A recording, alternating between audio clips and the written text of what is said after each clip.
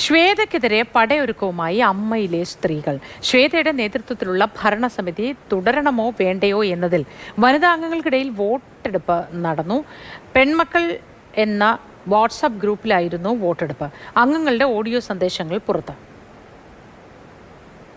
ശരിക്കും പറഞ്ഞ ഒരു വ്യക്തത അമ്മയുടെ അംഗങ്ങൾ എന്താണ് ചിന്തിക്കുന്നത് എന്നുള്ള വ്യക്തത ആർക്കും ഇല്ല. ഇപ്പൊ തൽക്കാലം ഒരു ഫൈറ്റ് ചെയ്യുന്നവർക്കും ഇല്ല. അഡ്ഹോ കമ്മിറ്റി തുടരണമെന്ന് പറയാനും നിവൃത്തിയില്ല, ശ്വേത തുടരണമെന്ന് പറയാനും നിവൃത്തിയില്ല. ആർക്കും ഒരു അഭിപ്രായം പറയാൻ ആർക്കും അറിയില്ല എന്താ പറയേണ്ടതെന്ന്. അങ്ങനെ ഒരു സാഹചര്യം ഉണ്ട്.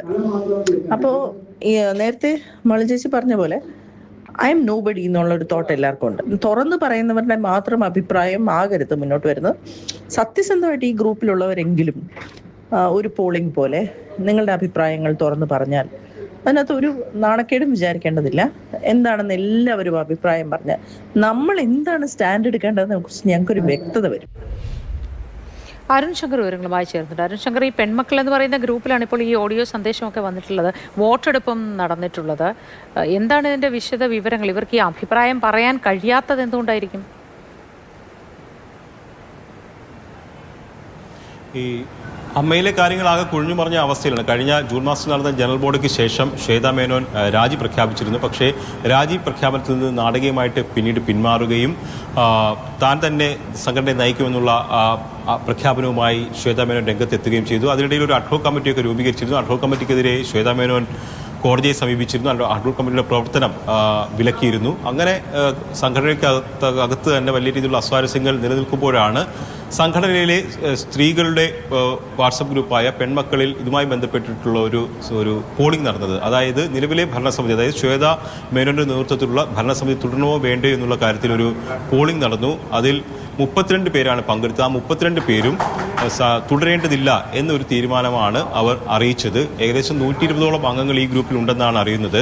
അതിൽ ശ്വേത മേനോനും ഉണ്ടായിരുന്നു. പക്ഷേ ശ്വേത മേനോൻ ഈ രാജി പ്രഖ്യാപിച്ച സമയത്ത് ശ്വേത മേനോനെ ഗ്രൂപ്പിൽ നിന്ന് ഒഴിവാക്കി. എന്തായാലും ഈ വനിതാ അംഗങ്ങൾ ഈ നേതൃത്വത്തിനെതിരെ ഒരു നീക്കം നടത്തുന്നു, അതായത് ശ്വേത മേനോനെതിരെ നീക്കം നടത്തുന്നു എന്നുള്ളത് തന്നെയാണ് ഇതിൽ നിന്ന് വ്യക്തമാകുന്നത്. ഒരു അഭിപ്രായ രൂപീകരണം ഇവരുടെ ഗ്രൂപ്പിൽ ഉണ്ടായി. ഇതിന്റെ അടിസ്ഥാനത്തിൽ തുടർ നീക്കങ്ങളും ഉണ്ടാകുമെന്ന് തന്നെയാണ് പ്രതീക്ഷിക്കപ്പെടുന്നത്. ഇപ്പോൾ കോടതിയിലും കൂടി ഈ വിഷയം ഉണ്ട്. അതായത് നേരത്തെ പറഞ്ഞ പോലെ അഡ്ഹോക് കമ്മിറ്റിയുടെ പ്രവർത്തനം തടസ്സപ്പെടുത്തിക്കൊണ്ട് കോടതിയുടെ ഭാഗത്തു നിന്ന് ഒരു ഉത്തരവ് സമ്പാദിക്കാൻ ശ്വേത മേനോന് കഴിഞ്ഞിട്ടുണ്ട്. ആ ഹർജിയിൽ അൻസിബ കൂടി കക്ഷി ചേരണമെന്ന് ആവശ്യപ്പെട്ടുകൊണ്ട് കോടതി സമീപിച്ചിട്ടുണ്ട്. അങ്ങനെ അതൊരു നിയമപോരാട്ടം ഒരു ഭാഗത്ത് നടക്കുന്നു. അതിനിടയിലാണ് ഈ ഭരണസമിതി തുടരണമോ വേണ്ടയോ എന്നുള്ള കാര്യത്തിലൊരു നിലപാട് വേണം എന്ന് പെൺമക്കൾ എന്ന വാട്സപ്പ് ഗ്രൂപ്പിലെ വനിതാ അംഗങ്ങൾ ആവശ്യപ്പെട്ടത്. അതിന്റെ അടിസ്ഥാനത്തിലാണ് ഒരു പോളിംഗ് നടക്കുകയും ആ പോളിംഗിൽ പങ്കെടുത്തവരെല്ലാവരും അനുകൂലമായൊരു നിലപാട് സ്വീകരിക്കുകയും ചെയ്തത്. പക്ഷേ അതിനെ തുടർന്ന് എന്താണ് ഈ തുടർ നടപടി, അല്ലെങ്കിൽ തുടർന്ന് സ്വീകരിക്കുന്ന നിലപാടുകൾ എന്താണ്, ഏതെങ്കിലും തരത്തിൽ അത് നടപ്പിലാക്കാൻ വേണ്ടിയിട്ട്, അതായത് ഭരണസമിതിക്കെതിരെ അല്ലെങ്കിൽ ഭരണസമിതിയെ പുറത്താക്കാൻ വേണ്ടിയിട്ട്